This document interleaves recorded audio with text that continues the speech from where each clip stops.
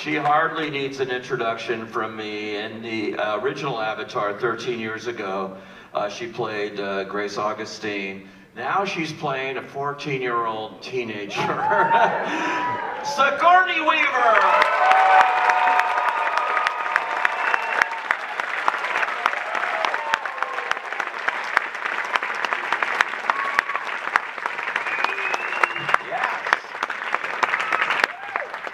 Of course, returning as Jake, Sam Worthington.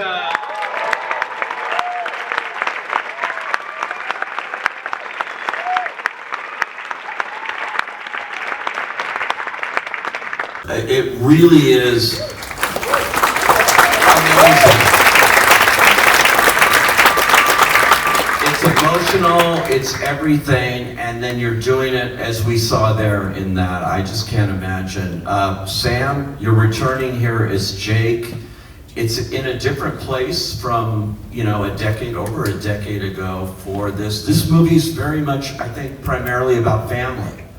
And family for Jake, too, with everything he has to do, being a leader and everything, but he also has to look out for his family, which is something everyone can relate to with this. What about this version of Avatar, The Way of the Water, coming back to this role at this point in your career, attracted you and made you excited to do it again? Jim Cameron, of course. Yeah. I think Jim approached us about 2013 and said I'd got away. I think it was after we got back from the Mariana Trench, as you do, and I think he said, I think I know how to expand the story and expand Pandora, but in a way that we're not just carbon copying the first one as kind of thing. And so it was about 2015 we got to see the saga kind of designed out, and that was very exciting because my wife was heavily pregnant at the time, and we were pushing her around this room watching this story about a family while we were about to go on this journey ourselves. So, and then 2017 was when, well, how are we going to do that? And that's when it gets fun, because the thing about Jim when you're doing this type of movie, as you saw from that promotion there, it's about problem solving, it's about pushing ourselves to limits, and it's about figuring it out as we go along. Jim, it's never really something that has kind of been worked out. We work as a team, as a collaboration with Jim and the 3,500 people involved in order to tell this story. We're small cogs in this machine, but it's exciting because we all feel like this weird family telling this story about another family. Yeah, and it's amazing. And your family, of course, Zoe Saldana, who really wanted to be here tonight and couldn't be, but she was part of that, because that, on the end credits, the voice you heard singing was Zoe Saldana. Zoe's actually back with her family. We've been away for about 2 weeks, so she's got 3 boys. Like myself, she's back home, so she does apologize for being here, for not being here. I'm curious about that too. You have all these kids now, between the two of you, what, 6, 7 kids here in all this time? Between all of us, we've got... How does that inform your performance now, going further, when you know this is about family, this? I would imagine that would help you as an actor, with the emotional heft of it. Get inspired by your family. Get inspired by the feelings becoming a parent gives you. But when your daughter in this one is Sigourney, I just yield to her. She's given me so much. That's the magic of the movies, actually. Sigourney, talk about this. I mean, you were obviously in the original as Grace, great character and everything.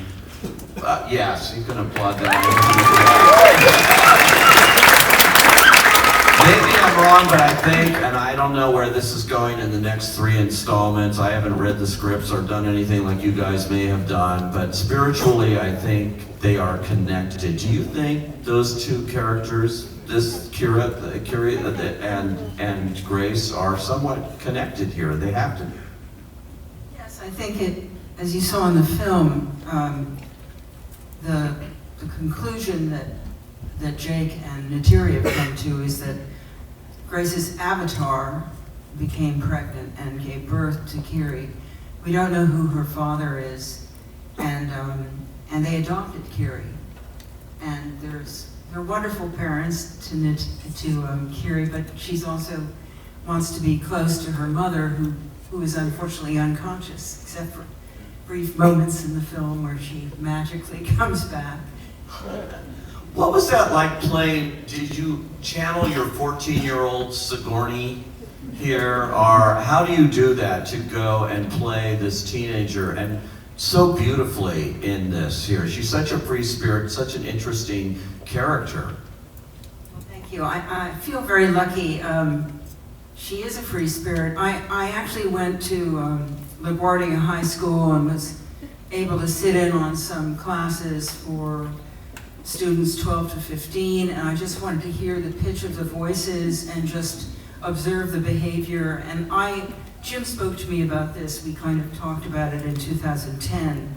So I had time, luckily, to sort of start packing it in. And then I did kind of have to revisit my 14-year-old, which was, you know, a complex time for me. And but it was a very safe way for me to revisit this time. And so luckily, by the time we got to step onto that volume and become these characters, I had sort of figured out a way to do that. Wow. And Stephen, you also are channeling a bit of that character you played, but he is now in a wildly different kind of place for you to play here. As Navi and all of these things, and 9 foot tall. I mean, it's amazing. I can't even begin to talk about the technical part of this, but what was it like for you to step back in here in a very different way, but yet connected?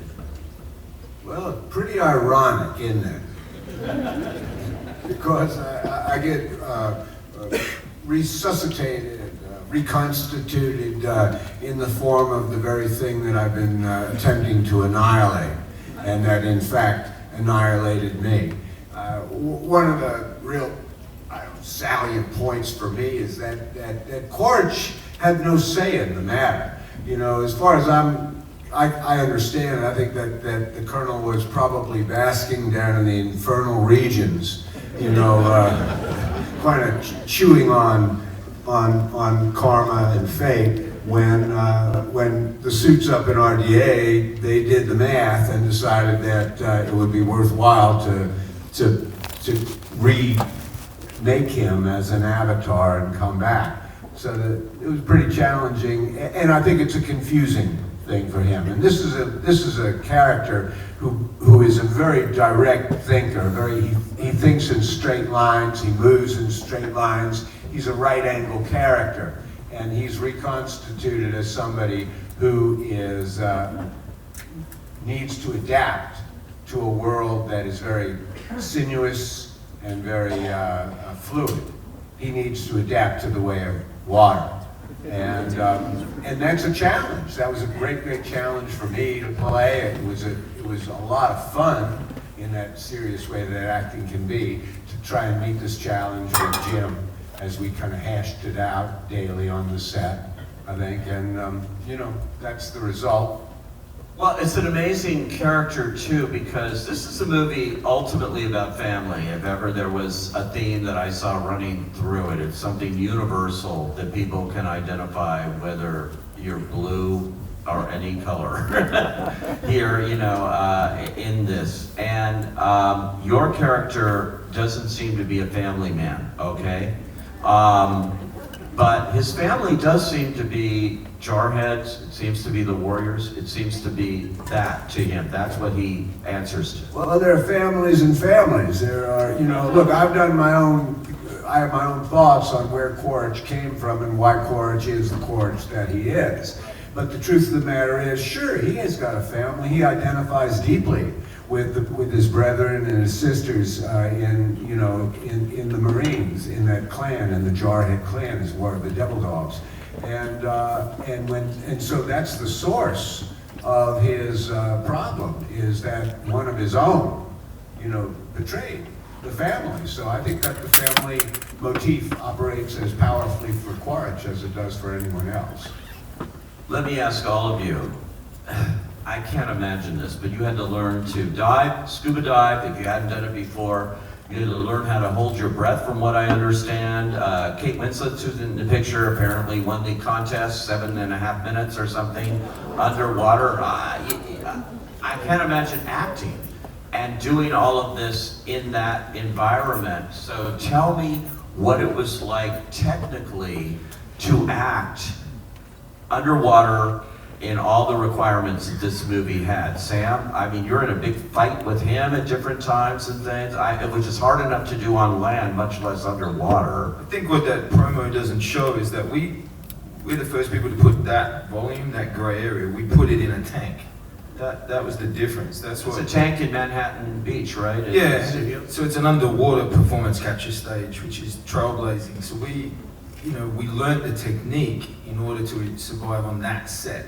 Because that's how I looked at it. I didn't look at it as a big water tank. I didn't look at learning to freedive as just a cool thing to do. You're looking at it as that's the methodology we need to do to be able to perform inside that tank.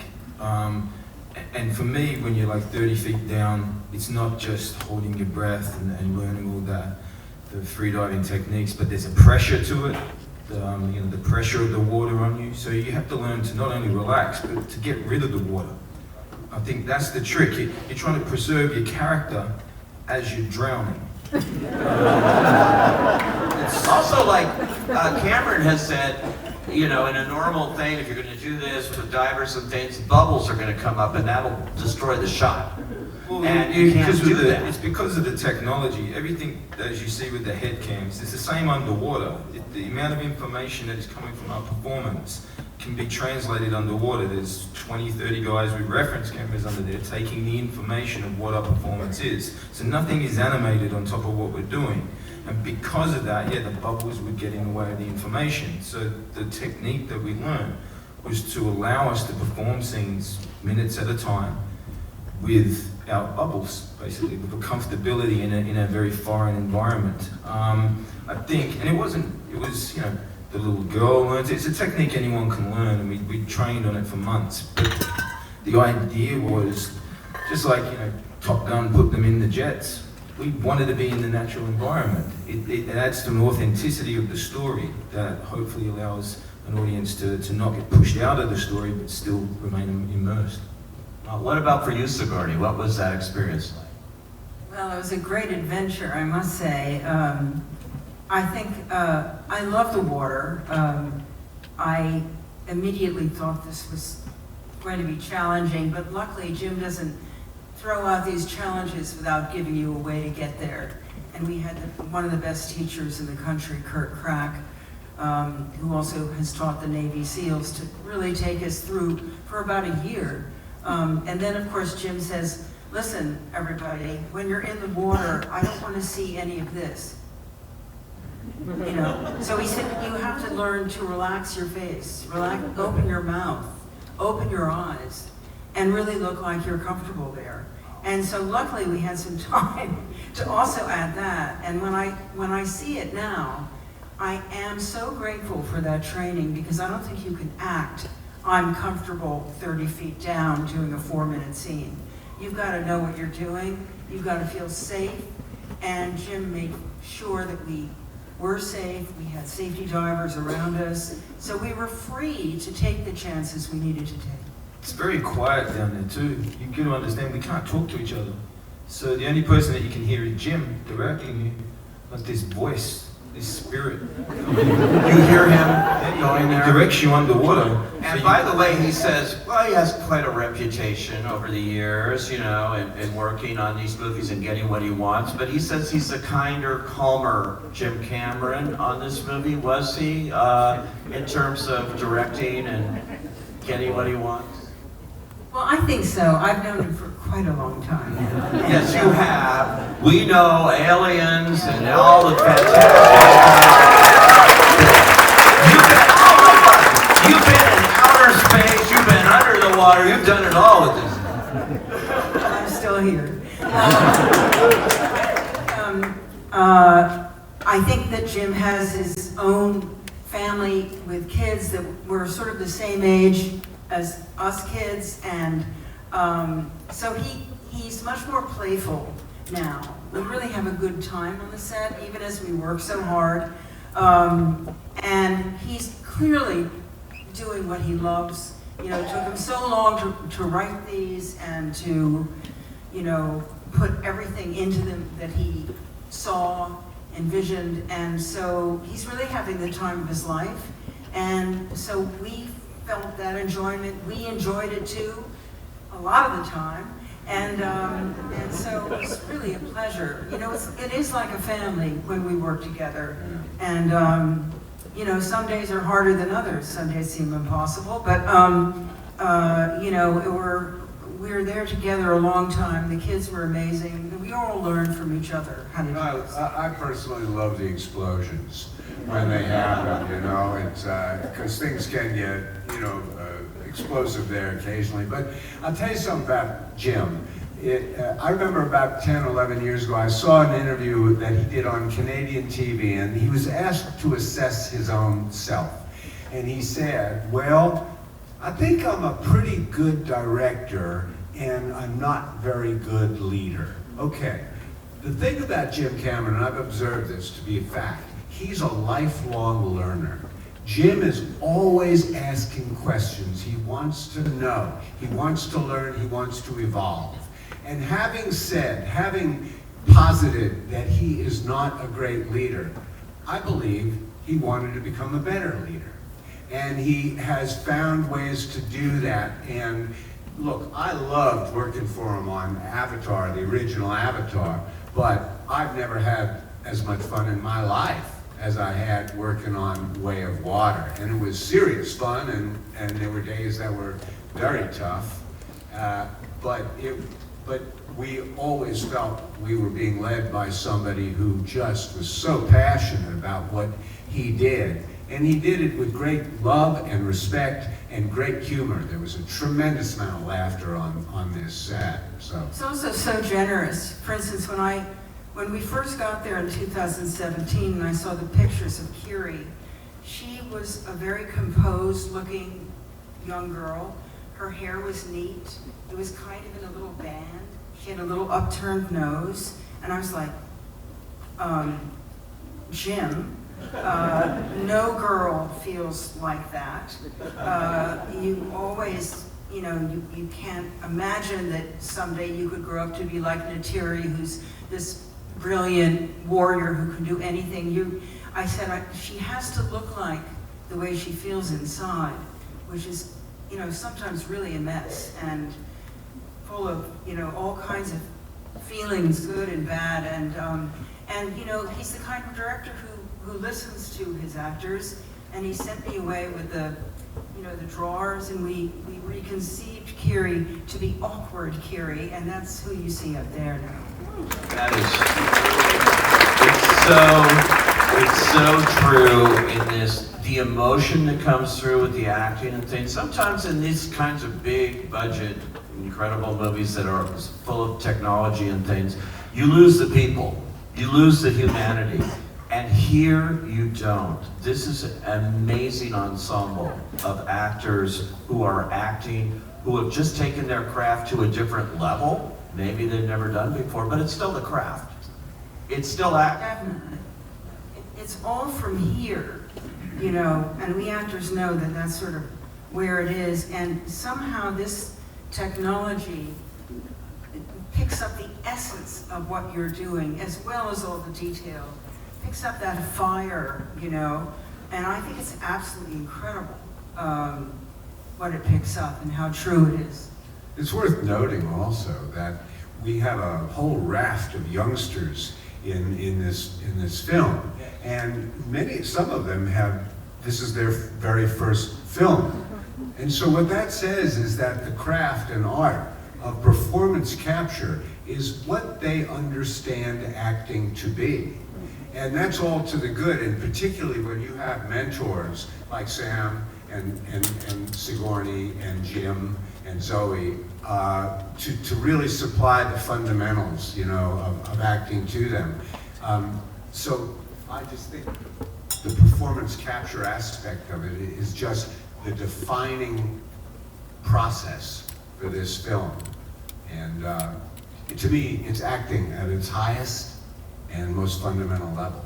Yeah, it's very clear when you see it that's there. More than even in the first film, I notice. I almost, Avatar's time has come now, in a weird way. You know, it seems so right. We've waited 13 years for this, but the timing is right for it. And I wanted to ask you, Steven, I've seen you in a lot of kick-ass stuff, and you have big fights underwater with this guy. And I know, I mentioned, it's really hard to do that on land. I mean, get it all right. And here, I can't imagine. Was it more difficult technically to pull that off underwater? It was difficult. It was tough for sure. You know, I have a lot of faith and trust in Sam. Feel like I'm in good hands. Yeah, it was hard. If you're doing it on dry land and someone gets hurt, you can call banana or an odd word rather than help or stop, because that translates to there's a problem. When you're underwater, you're relying on signals, you're relying on looking at each other, because I'm choking him out underwater, so he literally could die. And you're relying on the safety team around you, and Jim especially, watching it from, I think it was like 15 different angles of reference cameras to see whether what we were doing was on point, because it's risky. Yeah.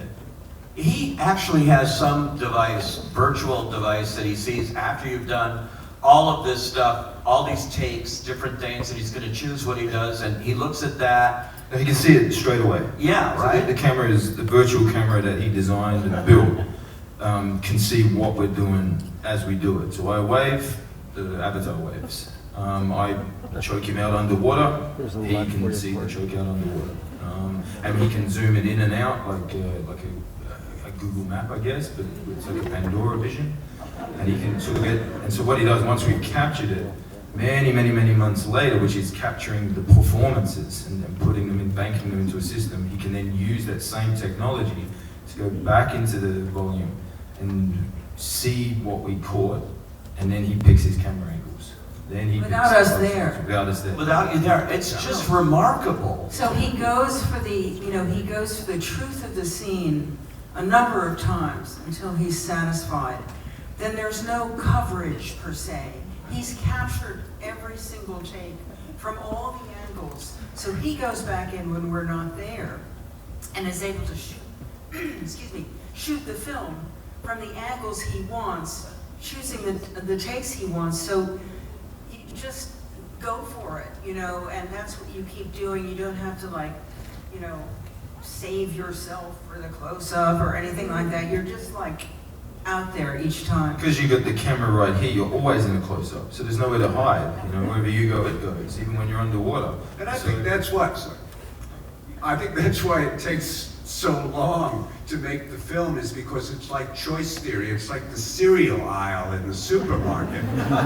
Jim has got kind of an unlimited number of things to choose from, because he's got all the coverage of everything going on in the scene all the time. And you got to figure, with the caliber of work that he's getting, a lot of it is good. A lot of it's Captain Crunch.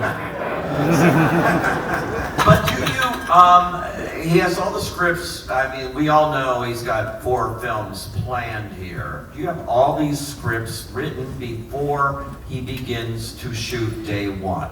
So it's all there. But my question is, did you get to improvise, or is he sticking to the script? Because you're underwater and you're doing all these things here that I can't imagine you can totally stick to the word here. Is that right? You got a chance to be a little loose here? Oh, I think so. I mean, I just know I started, you know, I was always with the kids, training and trying to keep up to them.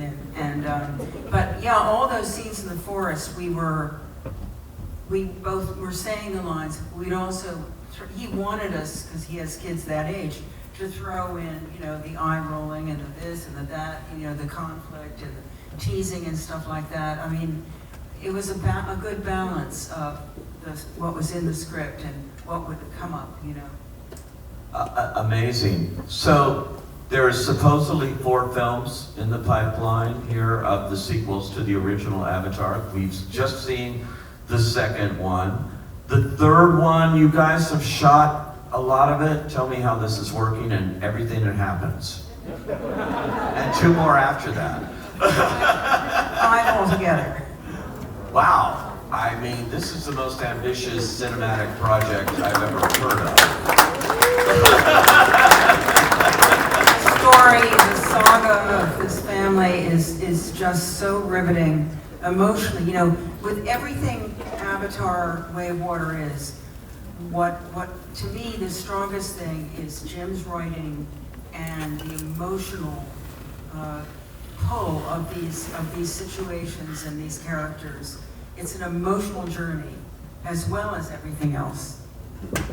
And it is turning, so the third one continues. Each one has its own ending. The third one continues, and then I've heard that it really takes a turn and goes in places no one, except in the mind of Jim Cameron, can imagine where it could possibly go. You guys have read it, though, right? You know what's happening to your characters, and you know where it's going. We kind of had to, because as Jim says, each is standalone, but there's no real connectivity between them. So we have to know where certain beats and stories land out in order to kind of retrofit kind of stuff that is in this one. That was his idea. And Jim is very open. He's not like other productions where it's all cagey and held off. He allows you in. He wants your input. He wants you to see where your character's going to develop. He doesn't just want it to be the same as 3, won't be the same as 2, is the same as 1. He wants to keep these characters evolving just as much as he's going to evolve Pandora. So did you know when you signed on, 2008 or whenever all this began, that this would be a 20-year adventure, or were you told this? I didn't, because as far as I knew, I died on page 106.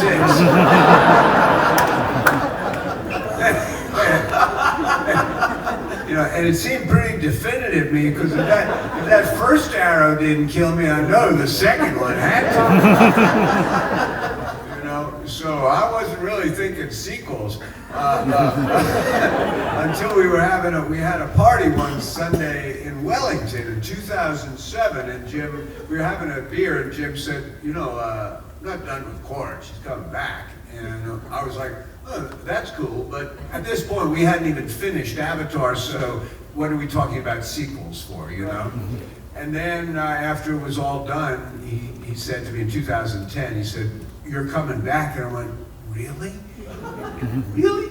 And he said, "Oh, stop it. You know I told you that already." And I was like, "Yeah, but I didn't believe you. You had a beer. I thought you were drinking." And then it got real. He meant it. This guy means business. But now we're in it for life, I think. We hope so. I certainly didn't think I was coming back. And we had lunch, I guess in 2010, start to talk about this girl who, preferred to be in the forest with the animals and the flora and the fauna much more than to be with people. I mean, she just wanted to be with Spider, the human boy, her best friend, and, sort of run wild. And, but then he went off. I had no idea what he was going to do with all this. And so I was so touched, and frankly, I felt very amazed and honored that he would entrust me with such a delicate role. And I thought, well, if he's crazy enough to ask me to do a 14-year-old, I just might be crazy enough to do it. I love it. I mentioned to you backstage, I've seen you in so many movies. You've had at least 4 movies this year that I've seen, and you said this is your favorite one to play this. At every movie. I gotta tell you, it's worth it, and all the acclaim and everything that's happening is clearly happening for this film now is well worth it, well deserved. Thank you all for coming out tonight.